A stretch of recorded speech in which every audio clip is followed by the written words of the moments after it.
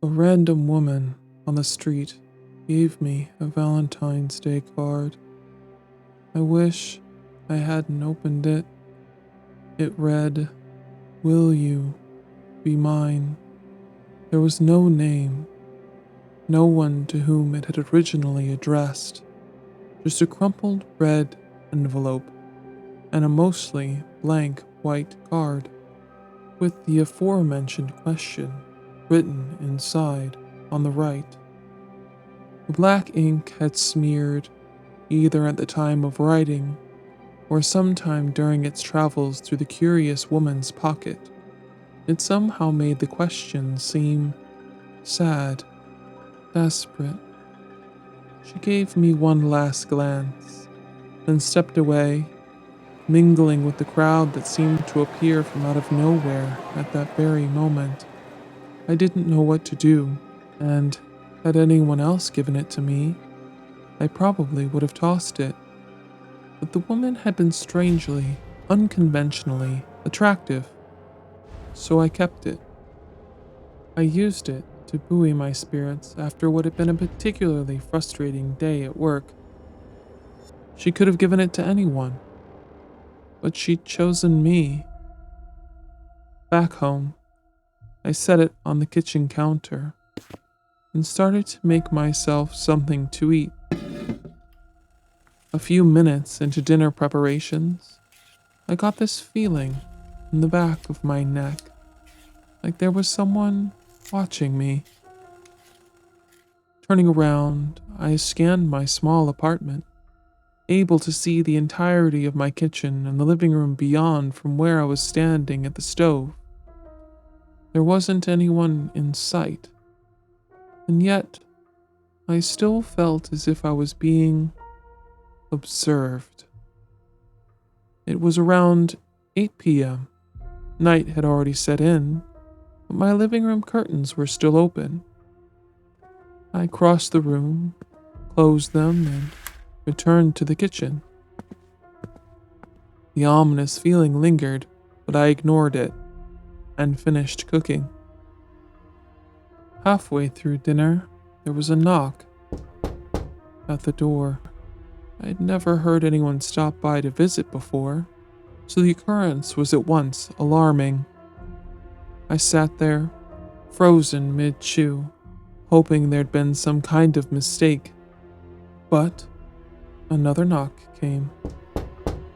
Rising from the table, I gripped my fork in my hand and crept towards the front door, trying not to announce my occupancy of the apartment.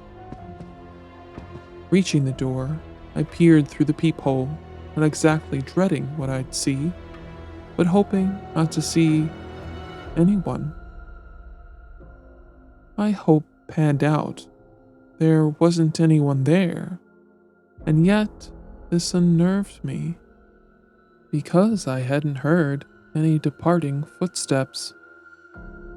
Carefully, fork gripped tightly in my hand, I opened the door an inch.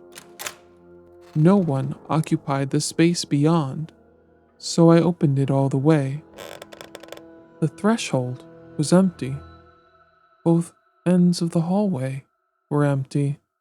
I didn't notice the evidence that anyone had even been there until I took a tentative step into the hall. Turning around to re-enter my apartment, I saw that someone had written something on the door. An unsettling, familiar phrase. "Will you be mine?" And just like the ink in the card, the writing, dark paint, I hoped, was smeared the letter E in mine no more than a trailing blot. I hurried back inside and slammed the door. My heart was going crazy. I sensed that something was happening, that I was being subjected to some kind of prank or harassment.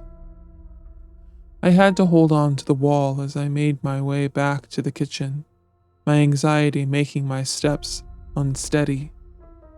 As I returned to my seat at the table, my appetite utterly lost, I was suddenly beset with the urge to look at the card again, to read it again.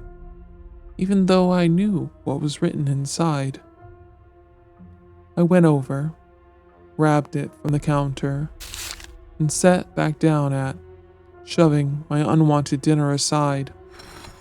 I withdrew the card from its envelope and set it on the table, a feeling of mounting unrest making my hands tremble. The blank white face of the card seemed to augur some terrible yet unguessable news, an infinite array of cryptic possibilities. Finally, I willed my hands to open the card. Inside, written on every single inch of space, was the phrase, "Will you be mine?"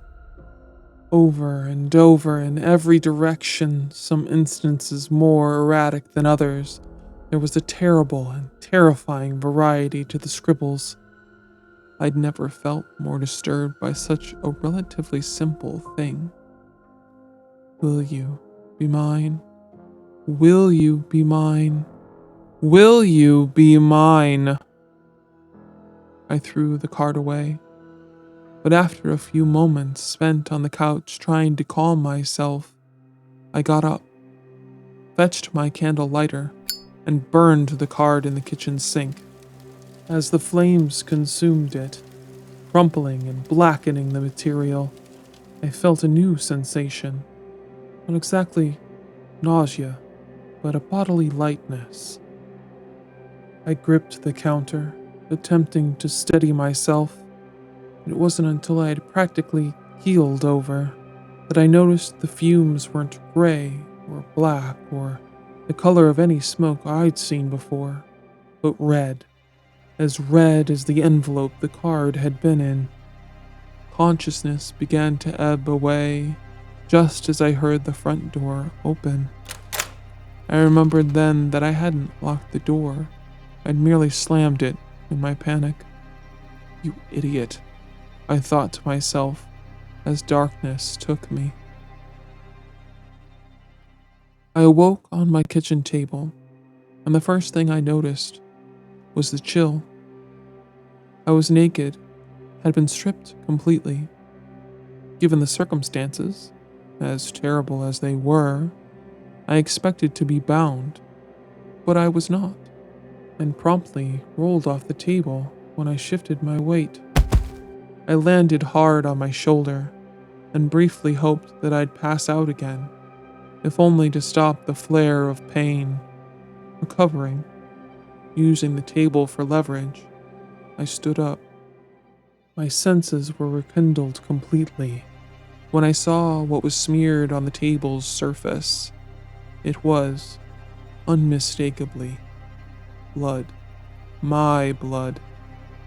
As if activated by the sight, my nerves exploded and pain coursed down the front of my body. I fell to my knees, my body overwrought with agony. With one eye open, the other closed, as if somehow that'd mollify the pain. I examined myself.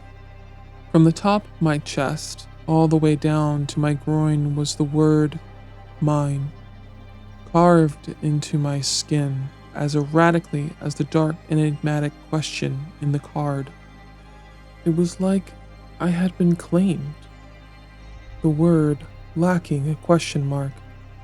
The wounds still fresh. A grisly statement of ownership. Every movement, no matter how subtle, brought a new spike of breath-stealing pain. So I just stayed there, kneeling on my kitchen floor, as erratic streams of blood trickled from the wounds that had not yet coagulated. My one attempt to call out for help brought so much pain that I almost fainted, so I refrained from doing even that, not wanting to bleed out while unconscious. I stayed like that for over an hour, until my body had grown somewhat accustomed to the debilitation. Then I stood, cringing against the only slightly diminished agony, and shedding no small number of tears, and called the police. They came. I was taken to the hospital, and they investigated what they could of my apartment and the evidence therein. I've yet to hear any news of a lead or idea of the perpetrator. They've only informed me that the card, the one I'd burned, had been taken into evidence. I was shocked at this, and it must have shown on my face because the officer asked if something was wrong. I asked him how they had recovered the card, given what I'd done, and he said that there wasn't anything wrong with it, that the alleged fire hadn't damaged it at all. An itch in the back of my mind compelled me to ask another question, even as I grappled to comprehend what he'd told me. What did the card say inside? The officer met my eyes for a moment, a look of slight bewilderment on his face. It said, "I'm glad you're mine." Once I'm well enough to leave the hospital, I'm finding a new place to live. The landlord can have everything in my apartment. I'm never going back there. For the first time in my life, I'm happy I'll be spending Valentine's Day alone.